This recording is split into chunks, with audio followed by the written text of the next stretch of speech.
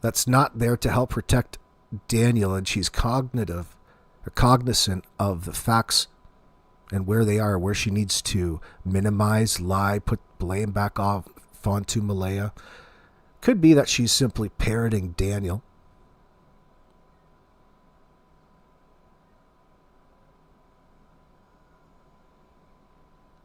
Susie Mack says Logan will be known as supporting a sex offender from here on. Well, she has been since the beginning. Logan doesn't believe Daniel, says Lynn. She can say she does as a prerequisite to be in that family, but disc setting at noon about graping says it all.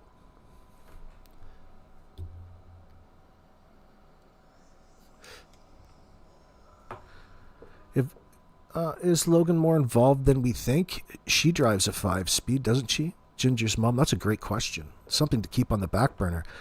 What do you think there, Darren Geddes? You think it could be Logan? She got more involvement than you and Kent? It's hard to say at this point in time. You would think that she might be the first one to call, but we're not no need to get overly suspicious at this point. There's enough to be worried about with this one. But a great question, Ginger. She's never been apart from the baby. Never. Like, she's Meadow. So I said, you're more than welcome to come too. If not, I'm... You know what? Like, how many times do you need to repeat her name to get your point across? What point were you trying to get across? It's interesting to me why people do things like that. What does that actually mean? So when you say that and don't go on to add any context as to what that means, like interpret it for the person listening, I have a tendency to think that it was just a way to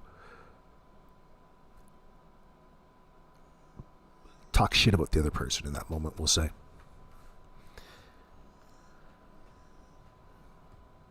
Keep an eye out for when she refers to the kids as animals in that sense. Lesser than. Esther wants you to know that rugs can make your sexual behavior very high. And sadistic, we believe they both on rugs. Well, we know Daniel's a chronic masturbator. This has been reported, a fact of the case. Maybe this is a type of fact that we should bring up with Janie next time that we come across with her. Logan, you mean Meadow was that deprived of care, was malnourished and couldn't walk at her age? Now look at Meadow, thriving and being cared for and loved? Well, I don't know about that. I can't speak to that helicoptergram. I would think that she is in a safe space. I hope so. She's under the care of the Crown.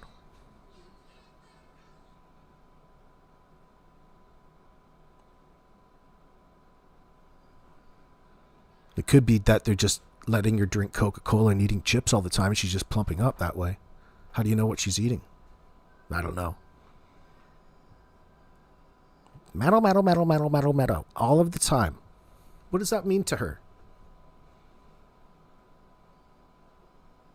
That sounds to me that she's just like parroting Janie word for word. Like, she takes what these two liars say as gospel, and it doesn't matter. She has no desire to think critically. She just wants to make it look like she's just such a caring cousin. She's going to come and just support them no matter what. You're just so fucking stupid. Comfortable. I have 3 kids of my own. Like Malaya, I can take care of this kid. Like, I can take care of the baby, no problem. So, Meadow. So, I said, you're more than welcome to come too. If not, I am comfortable. I have 3 kids of my own. Like Malaya, I can take care of this kid. So think about the premise of what she's trying to get across here. She wants you... So she's presenting something that's only half correct to begin with. Like, yeah, the Children's Aid said they're not allowing Meadow back in that nasty goddamn trailer around that crazy kooky grandma Janie. You guys are going to have to find a different spot. It had nothing to do with the situation going down. Oh, there shouldn't be. You just made that part up, you dope. So you just started making plans to appease Daniel to try to take the kid over to your house. I can take a look at the kid. I got 3 already. You birthing out fucking cows? 3 kids. Fucking nasty old bitch. How many baby daddies you got? Probably 6. 6 baby daddies. You can take care of this one? First of all, Logan, you didn't even know Malaya. You were gaslighting the fuck out of her in the moment. You're putting your phone number in her phone. That doesn't tell me that you guys were very close. And thank God, she looks like she ended up making the right decision, didn't she? You're part of the abuse that was going on, not only to Malaya, but to the kids that weren't and are no longer around at this point in time. Who the fuck says that? Who the hell are you? Who the hell are you to Jack and Lily, Malaya, and Meadow?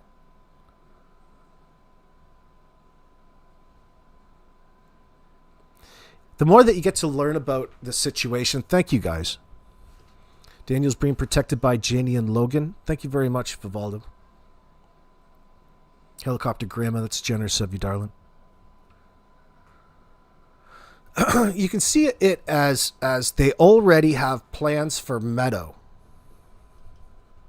And it had everything to do with Daniel as opposed to anybody else. That's Daniel inserting himself. What kind of like overbearing SOB is he? You don't regard Malaya as a motherly figure in this relationship at all. It's like she's nothing. And you're going about it to organize it as though Logan here is an actual participant in your family or somebody that anybody even knows. So it's more of an objective asset in their minds that they're trying to hold on to rather than do the right thing or naturally what the right thing is naturally the child belongs with the mother in that sense. That had to have been what Cindy emphasized to Malaya. Like, you're not giving up your child. You're not sending it over to Logan's because you're just such a caring individual. There's another reason. Probably an ongoing situation where Daniel, who knows what sort of bizarro world impulse he was trying to put onto Malaya.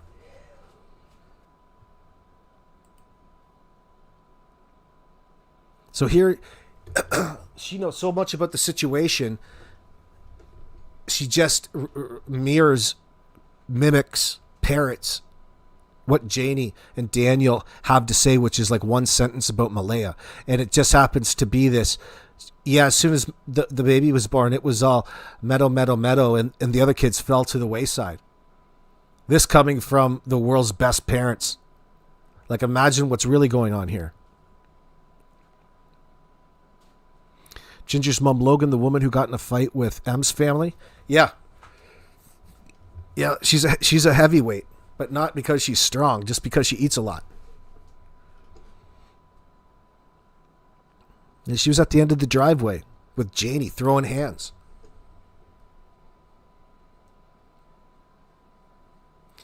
After this is over, she should have every one of those children removed from her.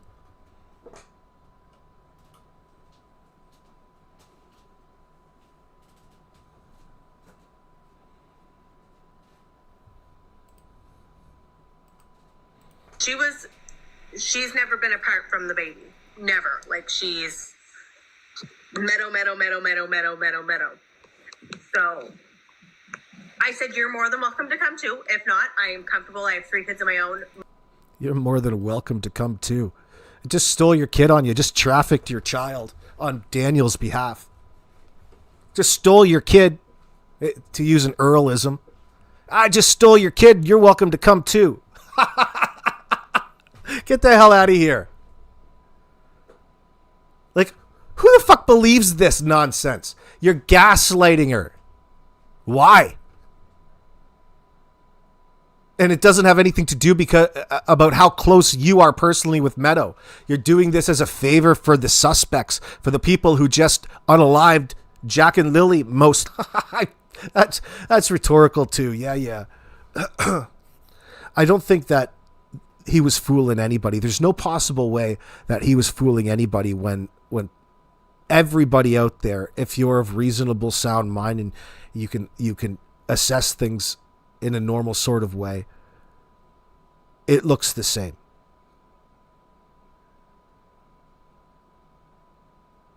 Like, here your kid's missing, you called in, you've contradicted yourself in these particular set of paperwork. There's something more going on here. You even admit there's so much more going on here.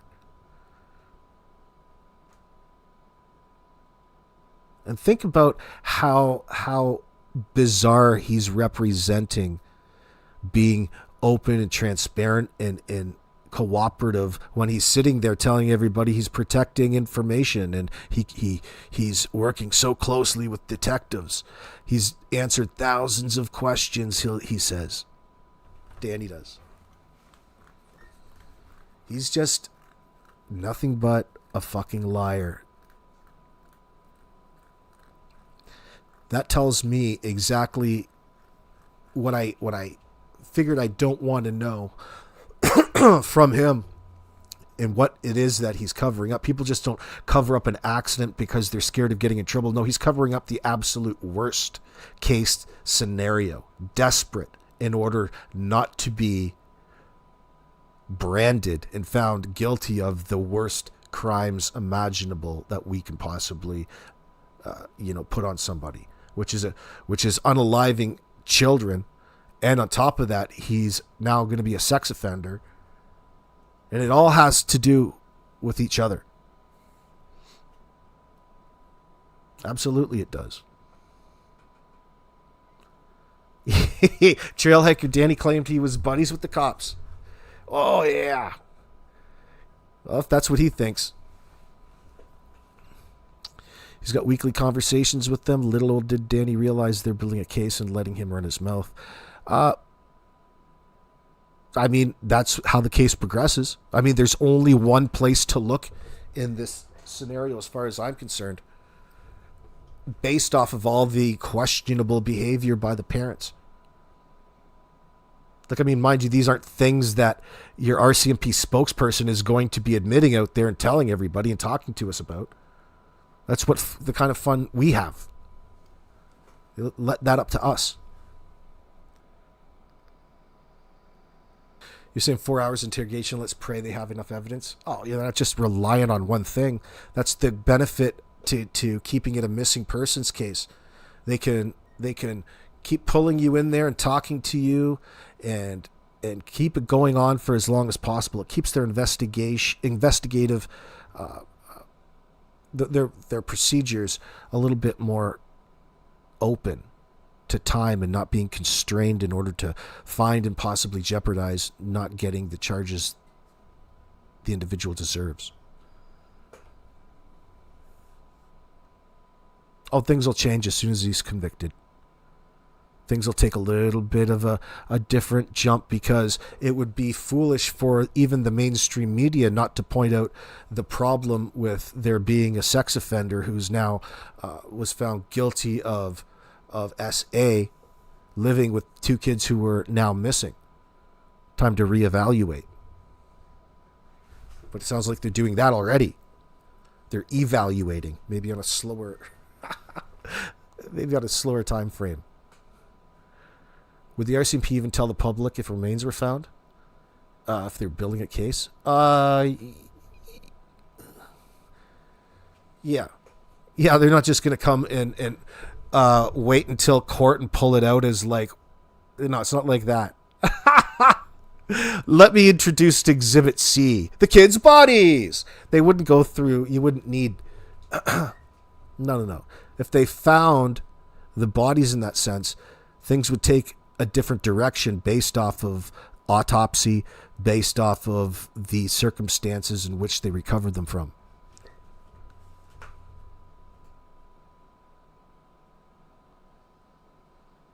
But would they tell the public? Yeah, the public would know right away.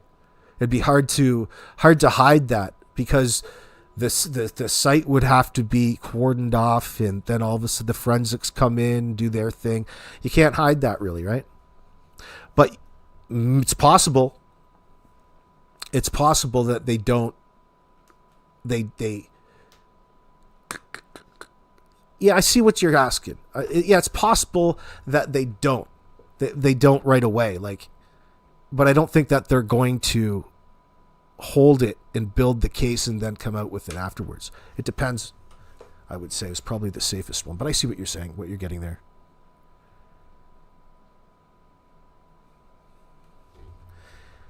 Tammy, Daniel has to have a place that he hid them. Someone that knows him, that's honest, could help. Well, good luck finding that. Seems like the whole family is crazy, loco, and all their friends are too. Not one good one in the bunch.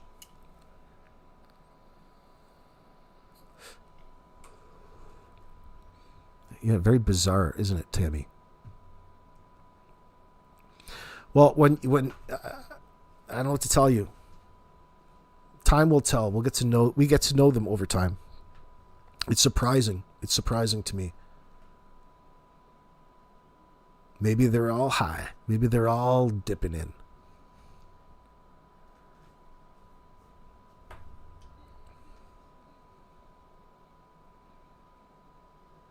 Why did Logan offer to take Meadow when Malaya just had lost her 2 children? And why is she acting like she's Daniel's partner? Look how close they stand next to each other. I thought she was his ex. Yeah, there's something incestuous going on, Vivaldo. You see it. Yeah, it's very bizarre. Mm-hmm.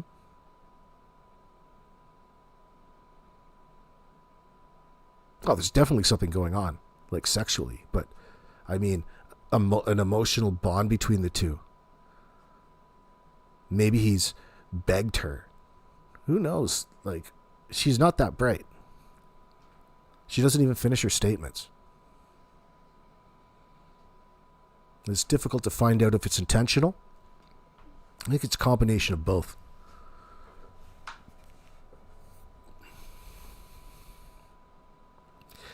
Truthfinder, she offered to take Meadow because she was afraid Daniel wouldn't get to see her because she knows he's guilty. What weird. I don't know about that, but I don't expect to be able to relate to why or what motivates her into doing what it is that she does. Whatever it is carte blanche for shaming and shit talking. She's a fucking idiot. She offered to take Meadow because she was afraid Daniel wouldn't get to see her. Yeah. Because she knows he's guilty. I mean, she's involving herself regardless. That's reckless. That's ridiculous. Why would you feel the need to get involved with all of this? My first answer to that is because she was asked to by Daniel or Janie. That's why. But that dynamic is going to be investigated. Like, so many people have said so many sketchy things. I couldn't even imagine myself if somebody told me that answer, then parroting it, volunteering to parrot that nonsense.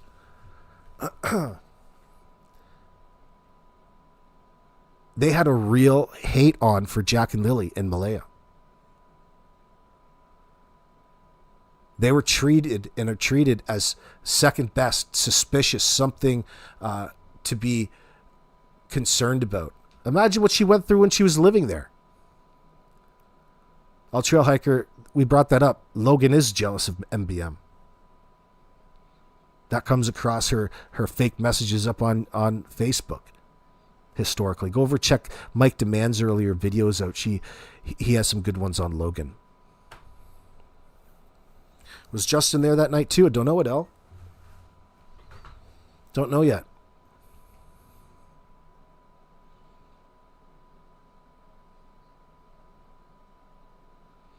Andrea Marshall, maybe Logan likes to party with Daniel in the rugs. Well, she's not doing enough of them because she's a big one.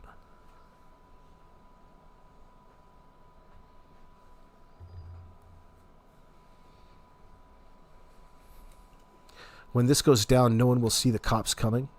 They think they outsmarted them. Oh, Phoenix. I don't think that they actually think that they're getting anything by the RCMP. They're still trying to go through the motions. You know how, like, when you're desperate, like they're desperate, sitting in there, Daniel in the interview room will believe anything